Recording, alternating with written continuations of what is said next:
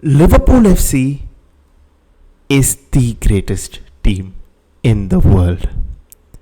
I'm not even kidding. I'm really, really serious.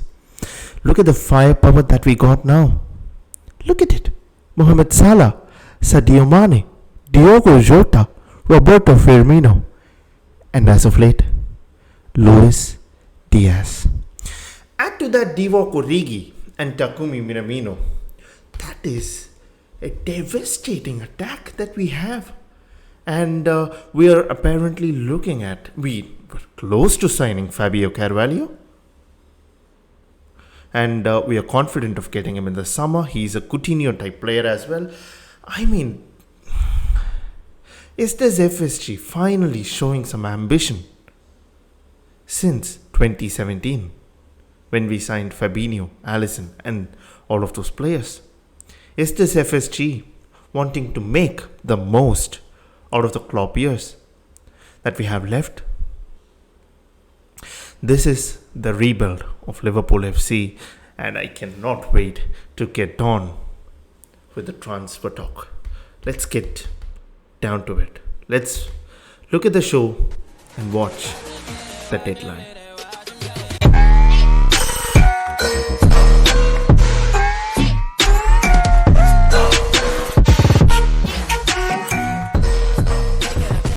Now, I would be lying to you all if I sit here and tell you, well, I expected Liverpool to make at least one or two signings in the summer, because I wasn't.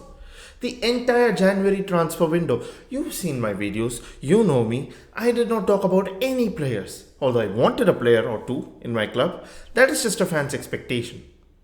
But were we really linked to any player? Yes, we were linked to Luis Diaz, but it was potentially, again, FSG trying to give us this dream of them making a signing in the summer, making a statement in the summer. We've been hearing this for the past 4 seasons. So I just thought, okay, let me just brush those things aside. Because it's never going to happen. It is FSG. They do this thing all the time. They've done this for the past 4 years. So what expectations that we could have that we will be able to sign? We would be able to make a statement signing. Nevertheless, a statement signing during the summer. And this is why this transfer window, the things that happened in this transfer window are so significant. They are so significant because Liverpool signing Luis Diaz right from under Tottenham's nose. This means that we are making a statement. This means we can get the best players in the world. And players will be willing to come to Liverpool to play under the best manager in the world, Jurgen Norbert Klopp. And you know what? You know why I'm so proud of being a Liverpool fan? I've been like this since 2005, ever since that Champions League final. I was 8 years back then. That was the very first game of football that I saw. And the minute I laid eyes on Steven Gerrard, I was a fan of this club. Ever since then, I have followed. But never have I ever been more prouder of this club than at this moment. Do you want to know why? Because we are able to develop world-class players. We have the best player in the world right now. And we bought him for £33 million. Let that sink in.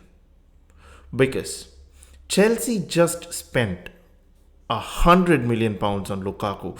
Man City have spent more on their left back positions, or rather their full back positions, than we have in the entirety of our squad. Robertson costs £8 million. Tsimikas costs £7.5 million, £15.5 million, and we've got two of the most devastating left backs in the country. Whereas Zinchenko can never lick Robertson's boots. That is Man City's spending prowess too. They spent 50 to 60 million on each player, and recently they got Jack Grealish, and he's sitting on the bench. That is what they could afford. And in such a market, Liverpool are able to dominate, and they are second in the league. Second in the league until this summer transfer window, until this winter transfer window even. We had a net spend of minus 4 million. I'm not even joking, and we are sitting second in the league. That is how good our recruitment has been the past 3 or 4 years. Because we have recruited players that fit a particular system, that fit Klopp's system. Klopp can develop these players into world beaters. And that is what he's done with Robertson. Virgil van Dijk, when he came in, none of us expected him to be the best centre back in the world, and he is right now. He is the best centre back in the world. Wouldn't you agree? Well, Arsenal, when given a chance to sign Virgil van Dijk, they signed, what's that geezer's name? Mustafi. He's not even in the club anymore. This all comes to good coaching, solid recruitment, and good player development. And all of this wouldn't have been possible without the mastermind Jurgen Klopp. People say that Pep Guardiola has won more trophies, so he's the greatest manager in the world. No. Look at the players Klopp gets. He develops players into world beaters. He's just developed Mo Salah into the best player in the world. And let's not forget here, Mo Salah was a Chelsea reject. Let that sink in. Imagine Chelsea now with Kevin De Bruyne, Mo Salah, Romelu Lukaku, Conte, Mondi, Thiago Silva. That is a devastating team. But what did they do? They even let go of Eden Hazard. Like, imagine Eden Hazard on the left wing. Hazard, De Bruyne, Salah, and Lukaku. Look at the firepower that they have. They could have had. But we capitalized on their failure. Mohamed Salah is ours now. Sadio Mane, a little kick in his ass, I know. But Luis Diaz coming in. Will it bring out the best in him? I'm sure. He's already undroppable because his work rate, his goals, the way he, takes on players, moves, cuts inside, scores goals. He's already on fire this season. He scored 9 goals. Let's not forget. That is just in the Premier League. Luis Diaz coming in will fire Sadio Mane, and he'll be back to his best.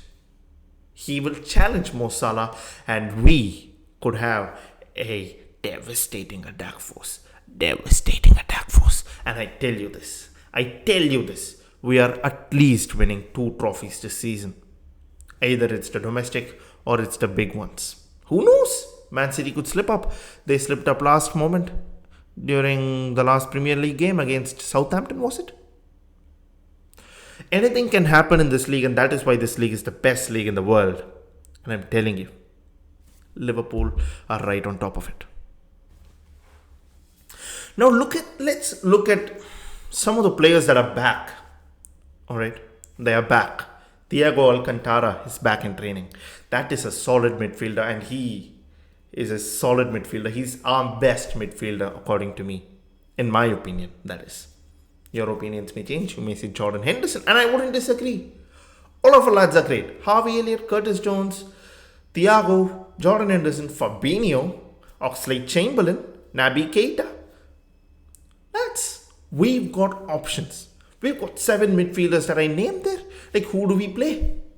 Plus, we have this attacking force. Like, we are stacked. We are a unit now. People who talk about all those squad depth issues at Liverpool, what are they smoking about? Look at the attack. Look at the defense. Ibrahima Konate, Virgil van Dijk, Joel Matip, Joe Gomez. That's 4 solid centre-backs. All are internationals, by the way. Except for Ibrahima Konate, of course, but he's very young. We've got 2 left-backs, 1 right-back. Of course, Neco Williams was there, but we just loaned him out to Fulham. But what could he do? He needs game time. It's the World Cup year next year. It's 2022, and I keep forgetting that. I'm very sorry for that. It's the World Cup year. He needs game time to get into the Wales squad. Goodbye him. Now let's look at Liverpool's transfer dealings. Alright. Nat Phillips to Bournemouth. Brilliant. The lad could gain experience, and if he performs well, and I'm pretty sure he will, Bournemouth would look to sign him, and we could get 20 to 25 million tops because he's a brilliant player with Champions League experience. To Bournemouth, are you kidding me? We could make 20 to 25 million off that lad. And good luck to him because he's never getting into this Liverpool side. But I can tell you this for free. He will cost money, but I can tell you this for free. He's an excellent player. He's a beast. Alright, and any team would be lucky to have him. Neco Williams, same. Same. He's a great player. He's a wing back, essentially, not a full back, but a wing back. He would fit into Fulham's plans if they get promoted. That is, even if they don't get promoted, who knows? They might still buy him. We have got some talent that could be moved on to make room for some better players that we could buy potentially during the summer transfer window. And yes, I'm looking at you, Jude Bellingham. Bellingham is a perfect addition to our midfield and our Gini replacement. I'm telling you this now. He's coming. He's coming to Liverpool. I can literally feel it in my nerves, in my veins, in my heart, and my blood. Jude Bellingham is coming to Liverpool, and I'm hoping this happens because if it doesn't, I would look like a mug. But yeah, anyway, that's the risk of making some predictions. These are bold predictions that I'm making, and these are a bit off topic as well. But I'm that excited about the signing of our new player, Luis Diaz. Now, he is a player that was sought after by Tottenham originally. To cut them and get this deal done says it all, really. Who the big dog is? Liverpool is the big dog. Players want to come play for us. And this just reiterates my point of me being proud of my club. Imagine Antonio Conte asking you to come play for his club. 99% of the players would say, yes, I'm coming. Luis Diaz is not the 99%. He's not among the crowd. He's the one at the top. And we've got him.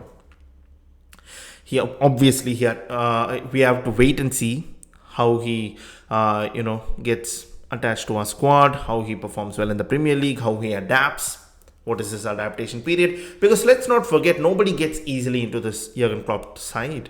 I mean, they cannot get into the right back position, left back position, defensive, goalkeeping position either, let alone take Sadio Mane's position.